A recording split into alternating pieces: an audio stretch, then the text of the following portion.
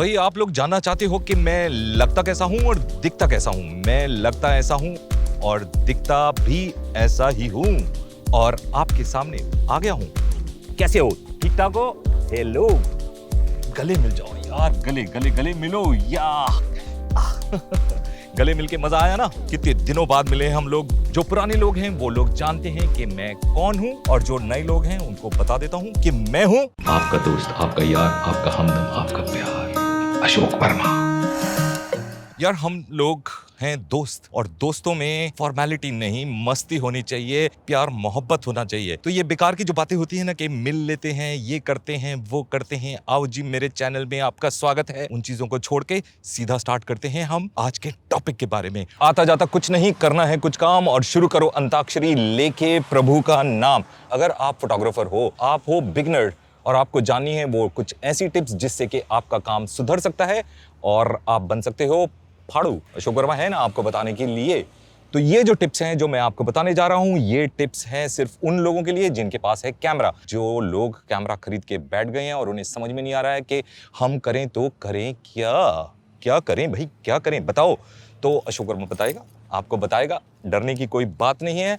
मैं आपको एक ऐसी टिप बताने जा रहा हूं जिससे कि आप अपना काम बहुत ही भयंकर बना सकते हो।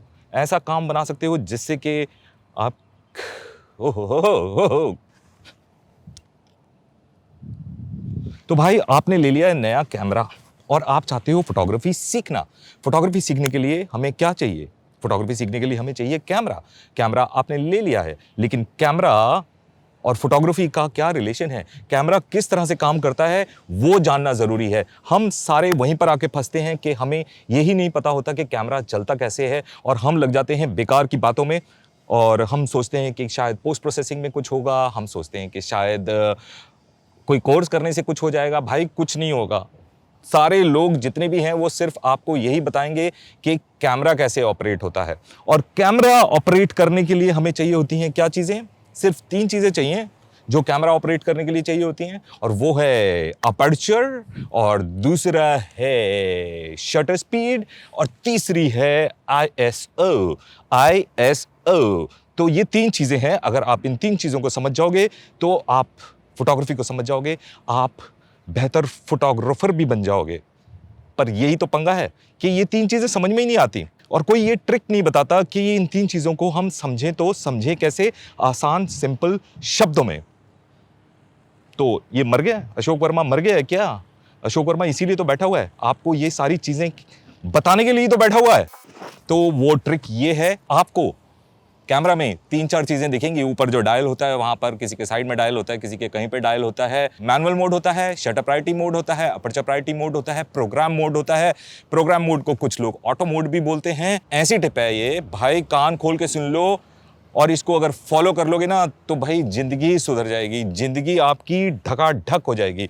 आपको सिर्फ शूट करना है, ना मैनुअल मोड पे शूट करना है, ना अपर्चर प्रायोरिटी पे शूट करना है, ना शटर प्रायोरिटी पे शूट करना है। आपको सिर्फ शूट करना है किस पर? प्रोग्राम मोड पे या ऑटो मोड पे। अपने कैमरा को सेट करो प्रोग्राम मोड पे या ऑटो मोड पे और सारी चीजें भूल जाओ। दूसरी चीज जो आपको करनी है वो क्या करनी है कि आपको दिन में शूट करना है, ऐसी घनघोर धूप में, जैसी ये धूप हो रही है ऐसे टाइम पे शूट करना है। आईएसओ को आप रख दो 100 और कैमरा को कर दो प्रोग्राम मोड पे। बस जिंदगी बन गई, आप बन गए फोटोग्राफर। अरे ये क्या बता रहे हो अशोक सर, ये बकवास क्या है? सारे लोग बोलते हैं मैनुअल से स्टार्ट करो और आप बोल रहे हो प्रोग्राम मोड से स्टार्ट करो। हाँ भाई, प्रोग्राम मोड से ही तो स्टार्ट करना है। प्रोग्राम मोड से शूट करके होगा क्या, अब हम बताते हैं आपको। आप दिन में शूट कर रहे हो, ठीक है, आपको सिर्फ दिन में शूट करना है, ऐसी वाली लाइट में, गंदी वाली लाइट में, ठीक है। आपकी पिक्चर्स जैसी भी आ रही हैं, लुल्लू पुल्लू जैसी भी आ रही हैं, टेढ़ी मेढ़ी, आउट ऑफ फोकस हो रही हैं, ब्लर जा रहा है, अंडर एक्सपोज हो रही हैं, ओवर एक्सपोज हो रही हैं, चिंता नहीं करने का। लेकिन जो सारा खेल है वो खेल है प्रोग्राम मोड पे शूट करने के बाद का। वो ये है कि जब आपने प्रोग्राम मोड पे शूट करा, आज की टेक्नोलॉजी इतनी बढ़िया है कि हम पिक्चर्स जब आती हैं हमारे पास तो हमारे पास पिक्चर्स के पूरे डिटेल्स आ जाते हैं कि प्रोग्राम मोड ने हमें क्या बताया। हमने वो पिक्चर को खोल के देखा, तो रुक जाओ, इस कैमरे को रख देते हैं। अशोक का बज गया है बाजा, पसीना वसीना आ रहा है। देखा कैसे बाजा बजता है गर्मी में शूट करके। पिक्चर जब आप खोल के देखोगे अपने कंप्यूटर पर या कहीं पर भी, तो आपको पता चलेगा कि उसकी शटर स्पीड क्या थी और अपर्चर क्या था। तो कैमरा आपको बता रहा है कि भाई ये जो फोटो आपने खींची है इसकी शटर स्पीड ये थी, इसका अपर्चर ये था। तो आपको जो टिप है वो ये टिप है कि आपको उन पिक्चर्स को रीड करना है। हम कैसे सीखते हैं? हम सीखते हैं अपनी गलतियों से, और गलती हमारे सामने है। तो हमें जब वो पिक्चर देखी, हमने देखा कि भाई इसका शटर स्पीड आई थी 50 और अपर्चर आया था 22, या इसका अपर्चर था 2.8, या और शटर स्पीड थी 5000। तो आप अपनी पिक्चरों को रीड कर रहे हो, आप उन पिक्चरों को समझने की कोशिश कर रहे हो कि वो अगर सही आई हैं तो वो सही क्यों आई हैं, अगर वो ब्लर हुई है तो वो ब्लर क्यों हुई है, अगर वो अंडर एक्सपोज्ड है तो वो डार्क क्यों लग रही है।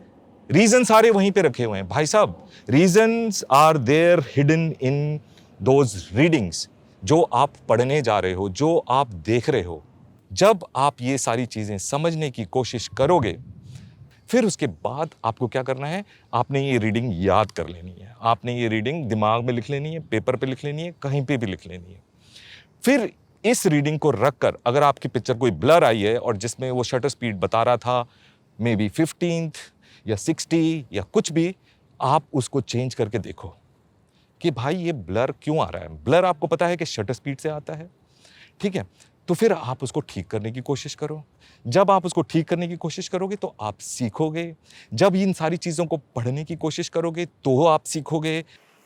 दोस्तों, सच बता रहा हूँ, अगर आप इस टेक्निक को फॉलो करोगे, अगर आप बिगिनर हो और अगर आपको कतई नहीं पता है कि अपर्चर शटर को कैसे कंट्रोल करना है या उनका इफेक्ट आपकी पिक्चरों पे क्या होता है, तो जो कैमरा है ना वही आपका दोस्त बनेगा, जो ये प्रोग्राम मोड है ना वही आपका दोस्त बनेगा।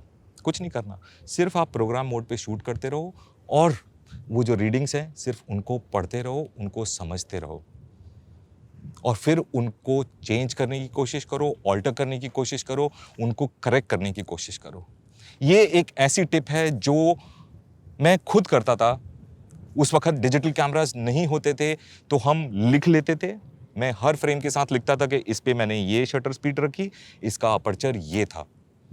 लेकिन आज के टाइम पे मॉडर्न टेक्नोलॉजी है, हमारे पास सारी चीज़ें सामने के सामने आ जाती हैं, हमारे पास लैपटॉप्स हैं, हमारे पास कंप्यूटर्स हैं जो हमें सारी रीडिंग, सारे एनालिसिस करके दे देता है। तो भाई साहब उसका फ़ायदा उठाओ, क्यों नहीं उठा रहे हो फ़ायदा। और ये सिंपल सी चीज़ है, इसके लिए कोई रॉकेट साइंस नहीं चाहिए।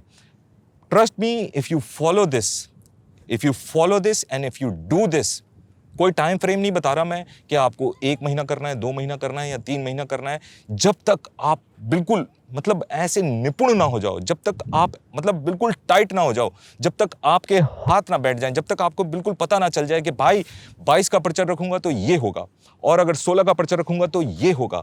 फिर देखो आप रात को भी पिक्चर खींचोगे, फिर देखो आप दिन में भी पिक्चर खींचोगे, फिर देखो आप कभी भी पिक्चर खींचोगे मेरे दोस्त, और फिर आप बोलोगे कि सर ने क्या बात बताई। तो भैया आप सबसे लेता हूं मैं विदा, और अंत में मैं सिर्फ इतना ही कहूंगा कि ये छोटी सी एक टिप है जो कि शायद आप लोगों को कोई नहीं बता रहा होगा, जो कि शायद आप लोगों को नहीं पता होगी। इस टिप को फॉलो करो, आप हो जाओगे हिट वाला हिट नहीं, जो मच्छर मारने वाला हिट होता है, आप हो जाओगे बड़े फोटोग्राफर, आप फैल जाओगे। आप फॉलो करो इस टिप को, मोटे करो अपने लिप को और हिलाओ अपने हिप को। तो इसी के साथ हम समाप्त करते हैं आज का ये रंगारंग कार्यक्रम। Bye bye, ciao, take care, bye bye, टाटा, टेक केयर।